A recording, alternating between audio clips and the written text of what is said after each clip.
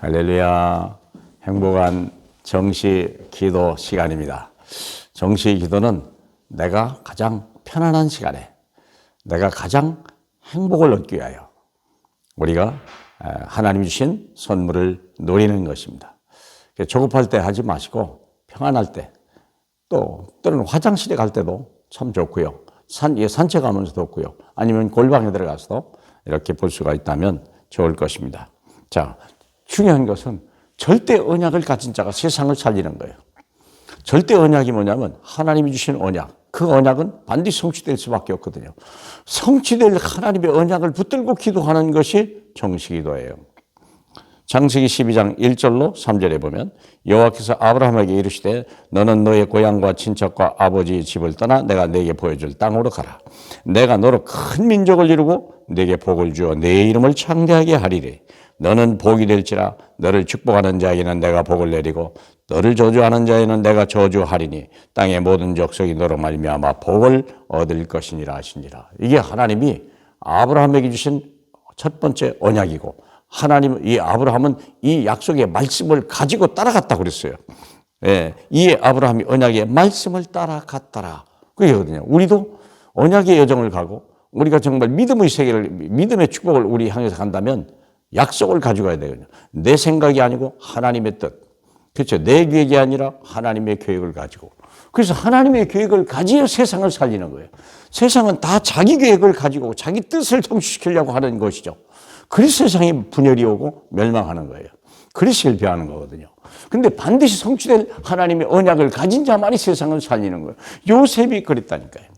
자기 뜻이 아니에요. 형제들하고는 다른 꿈을 가졌어요. 그는요, 애굽을 살리는 꿈, 세계 살리는 꿈을 가진 거예요. 해, 달, 별이 자기에게 절하는 것을 가졌어요. 자기가 우월한다가 아니라 하나님의 언약이 자기를 통해서 이루어진다는 거예요. 하나님이 아브라함이 약속했거든요. 똑같은 내 이름을 창대케 하고 너로 말미암아 천하 만민이 복을 받게 하겠다. 너는 복이다라고 하는 어마어마한 언약을 요셉이 받은 거죠. 그래서 요셉이라는 사람이 노예로 팔려간데도 불구하고 그 꿈이 이루어지는 거예요. 그 꿈이 이루어지는가 보자 형들이 그랬는데 그 꿈이 사실로 이루어진 거예요. 노예로 팔려갔는데, 억울하게 감옥에 갔는데, 나중에요, 놀라운 일이 13년 후에요, 무서운 사건이 터져버린 거 아닙니까? 세상을 변화시킨 하나님의 언약, 절대 언약. 출애굽기 3장 18절, 80세 노인, 인생 다 끝났다. 난 인생 끝났다. 난 더 이상 할 것이 없다. 80의 나이에 결국 한 것은 양친 것밖에 없어요. 한때는 대단한 것 같았지만요, 더 이상 할 것이 없는 그 모세에게 하나님이 내 백성을 건져내라. 그리고 가나안 땅까지 끌고 가라. 피 언약 하나 준 거예요. 피 언약, 그 피를 바르기만 했는데 희생 제물을 드리게 하라. 그 메시지 하나 가지고 바로가 무너지기 시작하고요. 출애굽의 역사가 일어난 거예요. 절대 언약. 사무엘상 3장 19절. 사무엘이 말씀이 그 입에서 하나도 땅에 떨어진 법 없더라. 말씀이 성취됐다고 말이거든요. 이 사무엘이 인격과 능력과 실력이 아니에요. 하나님의 언약의 말씀을 잡으니까 그 말씀이 성취된 자리에 사무엘이 있었고 사무엘이 입에 그 말씀이 있었다는 거예요. 저와 여러분의 입술에 하나님의 언약의 말씀, 그리스도가 있다면요, 언제 어떤 일도요 성취되는 거예요. 그런 응답, 그 축복 누리시길 바랍니다. 사무엘상 17장 45절, 다윗은요, 감히 자기가 상대할 수 없는 골리앗 앞에 가는데도 불구하고 너는 칼과 단창으로 나오지만 나는 만군의 여호와 이름으로 내게 가노라. 이 만군의 여호와 이름, 그 이름이 누굴까요? 신약에는요, 예수 그리스도로 바뀌는 거예요. 구약에는 만군의 여호와 이름이 나옵니다. 예수의 이름은 하나도 안 나옵니다. 신약으로 딱 넣어버려요. 그리스도가 온 이후서부터 여호와 이름은 하늘에 계신 이름이죠. 우리가 불러야 될 이름은요, 예수로 임하는 거예요.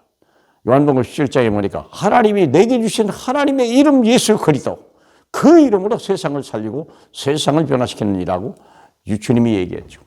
다윗이 불렀던 그 이름 예수 그리스도. 마침내 마태복음 16장 베드로가 나타났더니 너희는 나를 누구라 하냐? 주는 그리스도시요 살아계신 하나님의 아들이십니다.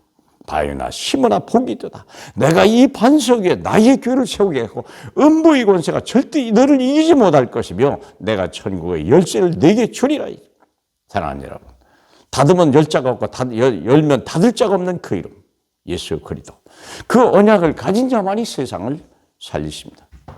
다시 한번 행복한 정치기도. 그 이름으로 하나님의 응답 속에, 하나님의 축복 속에, 하나님의 영광 속에 들어가시길 주님의 이름으로 축복합니다. 할렐루야. 감사합니다. 주여 홀로 영광을 받으시고 우리로 하여금 그리스도에게 신비를 알게 하신 주님 감사합니다.